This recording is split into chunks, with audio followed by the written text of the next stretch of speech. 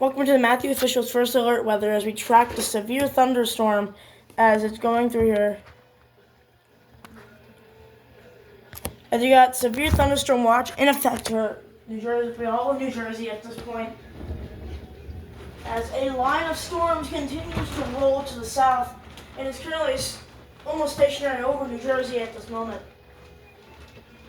If you're anywhere south from up near New York City to Tom's River, you have the severe storm threat currently alive as you're tracking these high winds and hail chances for everyone along the shore. The first thunderstorm of 2026 for New Jersey. See the wind? Oh, that's the rain.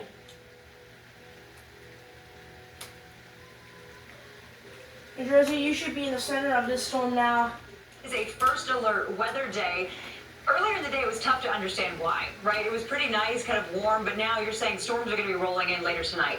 Okay, they will be rolling in. There's the potential for some of them to be on the severe side. Now, I want to be really clear on that. I don't want to. I'm ringing the alarm because, yeah, there is a concern. It's a very slight risk, according to the National Weather Service. Hey, Captain Chevrolet flying by. But there's a chance of it out there, all right? We do see a possibility for a strong storm. Earlier today, the weather was showing that we did not have a chance of storms. Especially like this. That rain's coming down heavily now. There were not a chance of storms earlier. But when that wind started to pick up, earlier, you'll probably see a little video. And oh, shoot.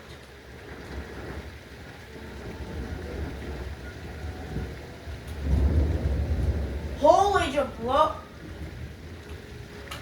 Yeah, the storm's getting bad right now. I repeat, the storm's bad for anyone in New Jersey as of now. The storm's currently dead center over the Jersey shoreline.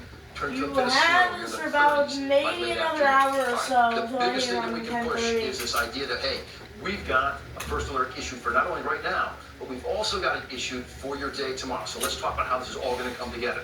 In terms of right now, what we're concerned about, and the possibility for some strong storms, maybe even on the severe side, maybe some wind could do some damage out there. I think it's a very isolated, slight risk, but I got to get that point across to you. The idea for what's going on as you get into Thursday, you've still got some leftover moisture. It's rain when you wake up in the morning, and then it turns to some wet snow. Maybe some accumulations out there. I'll try to show you everything out there. And then it's just really the crashing temperature. So you had 80 degrees yesterday. Love it, people, all right? Because we are done with that. It gets so much colder out there. I think the biggest takeaway from this change, and this is very typical for this time of the year, you get those big swings. So by 8 o'clock in the morning, you're looking at wind chills right here. All right, so it's 57 on the thermometer. It feels like 56. Not a big difference right there. By the time you get to lunchtime, it feels like you're in the 30s. By the time you get to 4 p.m., it feels...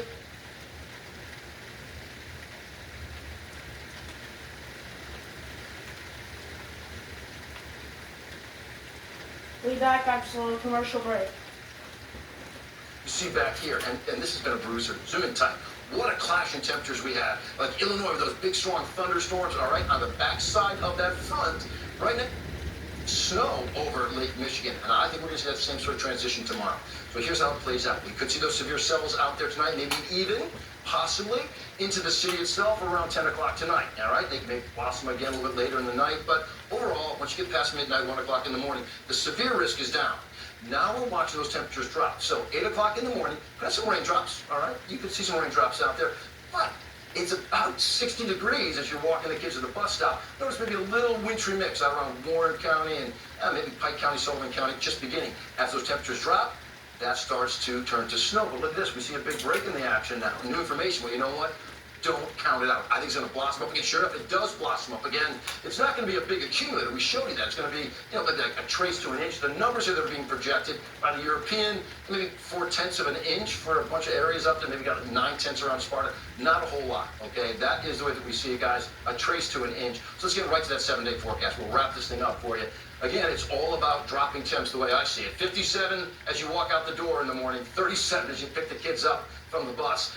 45 on Friday, 52 on Saturday. We're basically dry with a sun and cloud mix. Sunday and Monday, we are back to a rain chance as another secondary front comes through, and then we crash the temperatures big time. 38 on Tuesday. There's your St. Patty's Day. 36 for high on Wednesday. Guys, this is one of the biggest swings that we see all year long during this time of the year. I mean, we were 80 yesterday, 36 7 days from now. Yeah, you'd think we'd get used to it, but we're just here to complain anyway.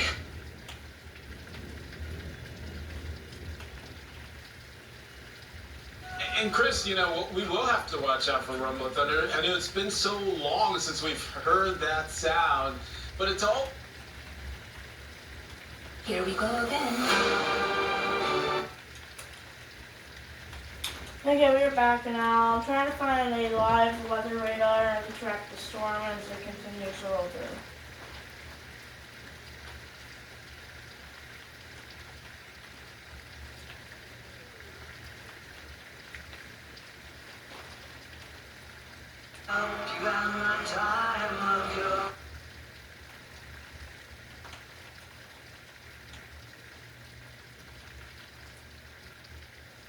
Our work is never over. Working harder, make it better, do it faster.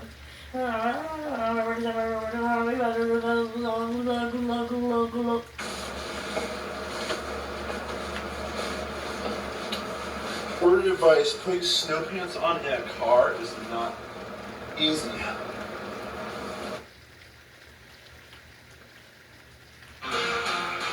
Concerns about California's security amid reports that the state could be targeted by drones in retaliation of the Iran war. Federal authorities have warned California law enforcement agencies about this potential threat. Welcome everyone to the Four on this Tuesday afternoon. I'm Heather Holmes. And I'm Alex Savage. Today, Governor Newsom said the state's Office of Emergency Services is closely monitoring for any threats.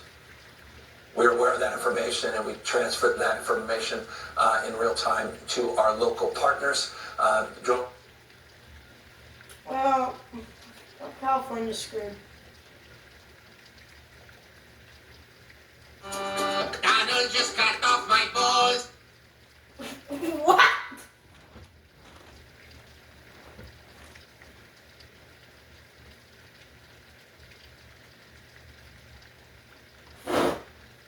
What if a billionaire offered you $1 billion, but you had to spend everything in 24 hours or go to prison for life? Hour 1, you're calm. You grab your phone and start buying mansions and supercars for your friends. It feels like the easiest challenge ever. Hour 3, your card declines. Fraud alerts, security calls. The bank forces you to verify every transaction one by one while millions sit frozen. The clock keeps moving. Hour 9. Panic kicks in. You buy the most expensive private island, but the balance doesn't seem to drop. Hour 16, you donate $200 million to charities, hospitals, orphanages, and animal shelters. It should feel massive, but it's still not enough. Hour 23, you still have $190 million left. Your bank stalls. Big transfers won't clear in time. You offer $50 million for early access to GTA 6 before going to prison. They decline. Midnight. You are now in jail. You never thought spending money was going to be this hard. If this was you, how would you spend it? Subscribe. What?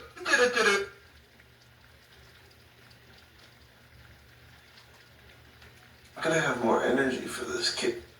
Steering bag is... I'm gonna have more energy for this kid, especially with baby number 2 on the way. ¿Cómo esta noche? 10:30. Nice. Por favor. Por favor. You have your milk and your banana. And I have my creatine from Thorns. I can be healthy and energized. Good thing I'm in bed by 9:30 because this kid gets up early. ¿Quieres tu leche? Por favor. Please. Thorne's been making supplements for 40 years, and they're our go-to. Their products go through 4... Steering bag is wrong. Bro, how many bananas do you have? Ah, you're persistent. I respect that. Bro! There's plenty more where that came from, kid. How many bananas do you... Bro!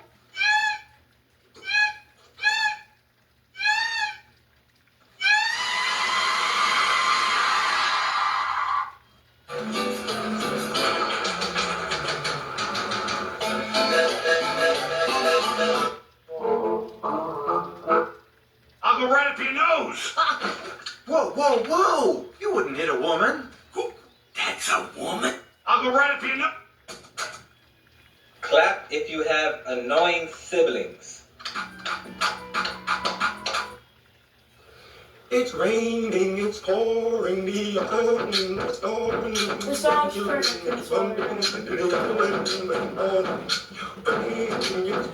the autumn is snoring. It's raining, it's pouring, the autumn is gone.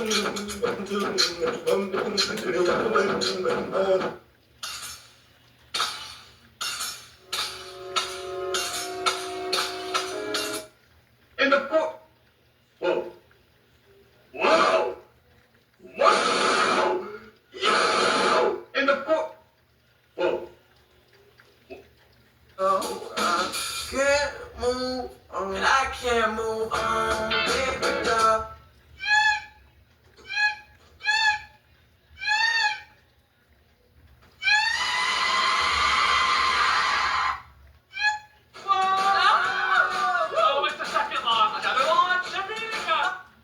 Here, kitty. You can have cheeseburger. Here. Party at the beach down in Copacabana. I'm sipping killer fish. Got my black yoga pants. I'm gonna get copyrighted.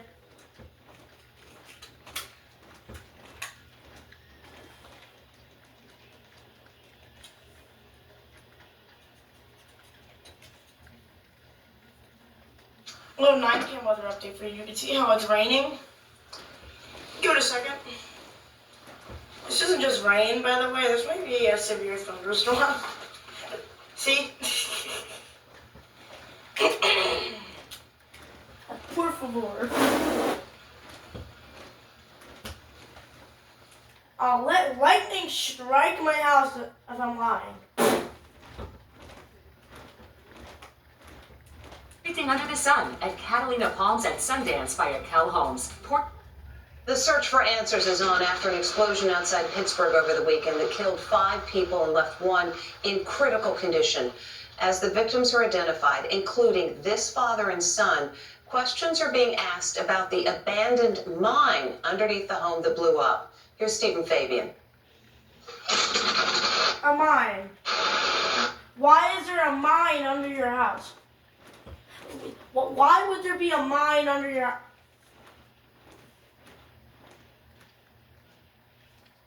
Why was there a mine under your... It's the terrifying moment a house explodes, raining debris on the entire neighborhood. You can see the flying wreckage hitting this house down the block and the screams of the terrified people inside. The devastating blast could be heard across town at a ball field 2 miles away. What the hell was that? And this is the chilling aftermath. A landscape of burned out cars and homes reduced to charred matchwood. What the? The devastating blast could be heard across town at a ball field 2 miles away. What the hell was that? And this is the chilling aftermath. A landscape of burned out cars and homes reduced to charred matchwood. 3 houses were destroyed. 11 more may have to be demolished.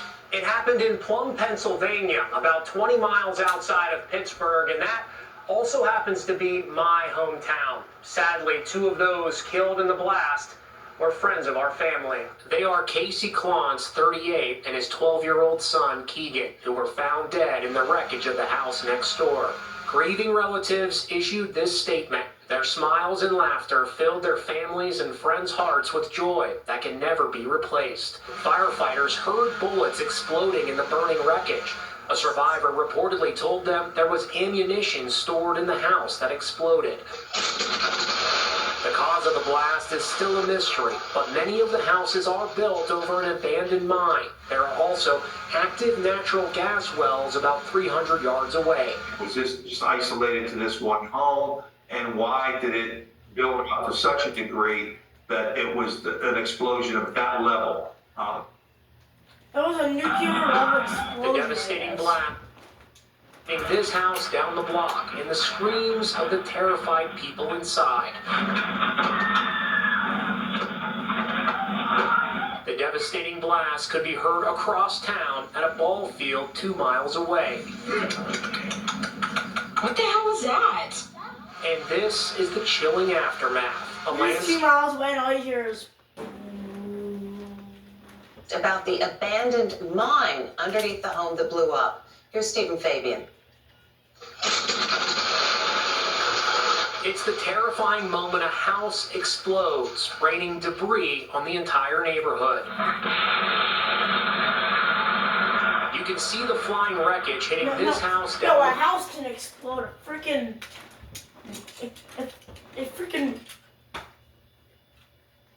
bomb exploded. Devastating blasts could be heard across town at a ball field 2 miles away. What the hell was that? And this is the chilling aftermath. A landscape of burned out cars and homes reduced to charred matchwood. 3 houses were destroyed. There was a forklift accident. Before I hired Morgan & Morgan, I did call a few other places. We're learning more today about the terrifying house explosion outside our nation's capital.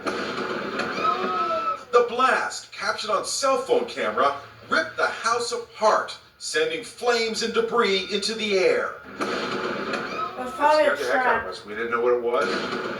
Shook your house. Oh, yeah. Yeah, it rocked our house. This is what the house looked like before the explosion. A duplex, 2 connected 2-bedroom homes. And here it is after, reduced to a pile of charred rubble. Through the trees behind me, you can see what's left of the house. There's a burned out car in the driveway. The blast scattered debris all over this neighborhood. There's wreckage in the trees. Many of the neighbors' windows were blown out by the force of the explosion. It is a mess. So, what sparked the disaster in this quiet suburb? The drama began Monday afternoon when neighbors say the man who lives in the house, James Yu, started firing flares from his backyard. And not just 1 or 2, 30 to 40. When the cops tried to make contact with Yu, they say he opened fire on them. Then, just as they were moving in, the house exploded. We need all fire apparatus. The house has exploded, I believe. Neighbors say while they were stunned by the blast, they were not entirely surprised. The homeowner is being described today as a paranoid recluse who covered his windows with aluminum foil. His social media accounts are filled with unhinged rants. The suspect was inside the residence at the time of the explosion, and he is presumed at this point to be deceased. Well, maybe you stop dropping explosives everywhere and maybe start focusing on not getting into a shootout with the cops.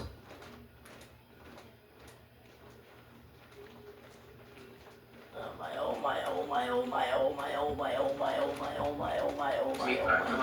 don't know how this all works. Don't worry about it, bro. I got you. Thanks, man. You really changed my life. What?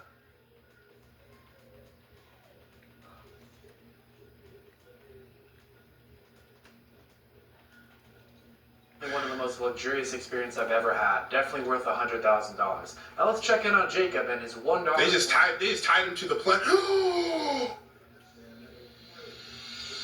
I was about to say they just tied this man Jacob to the plane, but oh no, he can go darker than me. All right, okay, you win. That was easy. Kids versus adults. What a short. Oh my So god. a little 10 o'clock weather update in the main live stream. Okay, so I think storm's over. Oh, is that an actual? So we're gonna go off and live. We were live for a little bit. We'll update you later on if anything else happens.